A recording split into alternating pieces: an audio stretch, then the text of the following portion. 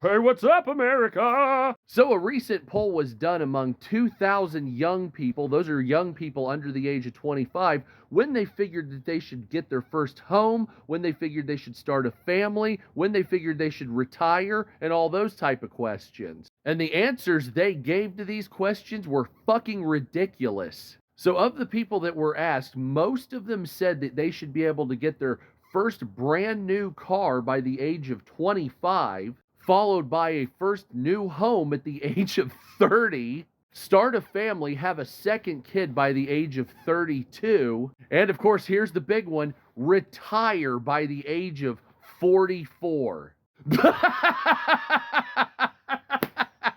Man, I have never seen such a difference between an expectation and reality in all my life.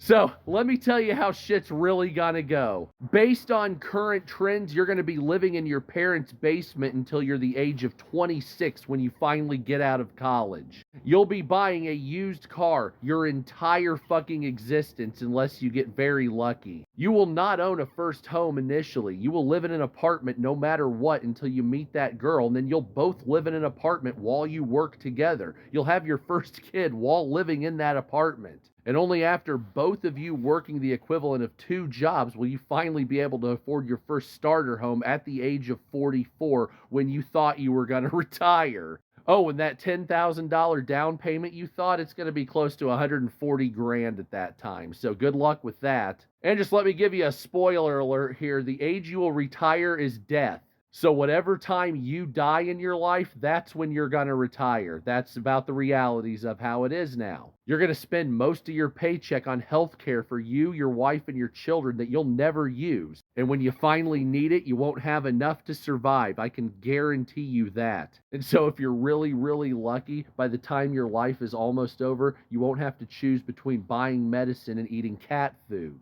Oh, and if you don't think that's a reality, a lot of elderly people end up eating things like cat food because they have to afford their medicine. Oh, and also to save costs, they break their medicine in half trying to extend it because they don't have the money, even though they should. That's the realities of life here in America.